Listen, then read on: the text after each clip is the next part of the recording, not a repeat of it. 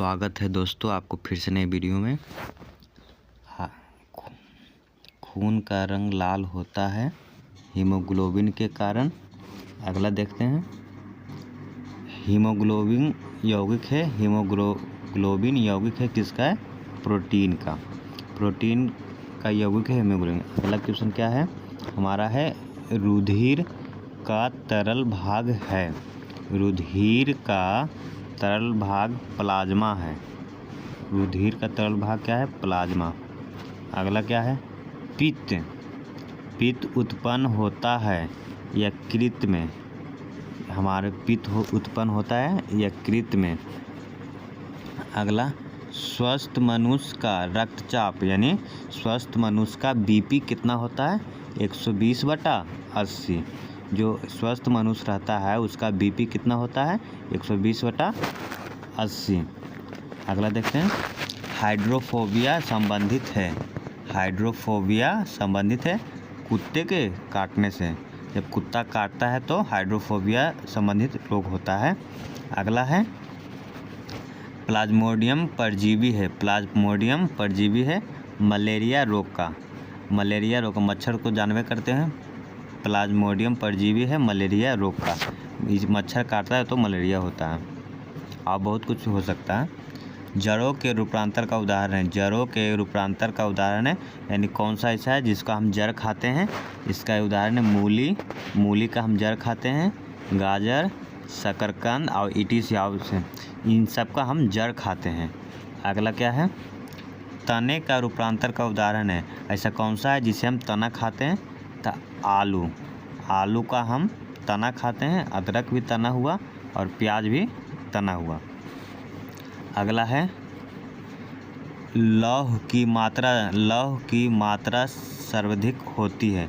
यानी लौह की मात्रा सर्वाधिक होती है पालक के पत्तों में। पालक के पत्तों में सबसे अधिक मात्रा में लौह पाया जाता है। अगला कौन सा है? स्वस्थ मनुष्य में खून की मात्रा होती है। यानी जो मनुष्य स्वस्थ रहता है उसमें खून की मात्रा कितनी होती है? 5 से 6 लीटर। 5 से 6 लीटर में खून की मात्रा होती है। अगला देखते हैं क्वेश्चन। अगला हमारा क्या है? कवकों का अध्ययन कहलाता है। अगला क्या है? कवकों का अध्ययन कहलाता है माइकोलॉजी। माइकोलॉजी कवकों का अध्ययन कहलाता है। अगला क्या है? हड्डियों में मुख्यतः पाया जाता है। यानी हमारे हड्डियों में क्या क्या पाया जाता है? कैल्शियम एवं फास्फोरस। हमारे हड्डियों में कैल्शियम और फास्फोरस पाया जाता है।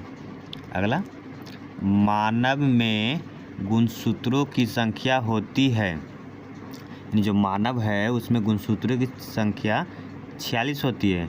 उसी को 23 जोड़ा भी कर सकते हैं। यानी 23 जोड़ा मानव में गुणसूत्र पाया जाता है। अगला देखते हैं। रक्त कणिकाओं का निर्माण होता है। रक्त कणिकाओं का निर्माण कहाँ होता है? अस्थि मज्जा में। अगला इंसुलिन शरीर में बनाती है अग्नाशय द्वार। इंसुलिन शरीर में बनाती है अग्नाशय द्वार। अब देखिए अगला 2 प्रमुख वंशानुगत रोग है। यानी जो वंशानुगत कहने का मतलब जो रोग हमारे पूर्वज के हो वो वंश के अनुसार होते रहता है। उसका क्या है? वर्णांधता एवं हीमोफीलिया। ये जो 2 रोग है जो एक तरह से जो हमारे दादा को जो रोग है वो हमारे पापा या चाचा किसी को भी होंगे या एक तरह से वंशोगत ये रोग हमेशा कोई ना कोई थी में रहता है।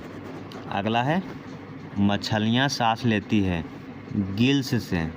मछलियाँ सांस किससे लेती है? गिल्स से। विटामिन ए का सर्वोत्तम स्रोत है। विटामिन ए का सर्वोत्तम स्रोत गाजर है। यानी गाजर में सबसे अधिक मात्रा में विटामिन ए पाया जाता है।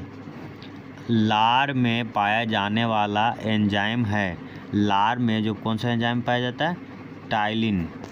टाइलिन एंजाइम लार में पाया जाता है। अगला जठर रस पाया जाता है। जठर रस पाया जाता है हाइड्रोक्लोरिक अम्ल में।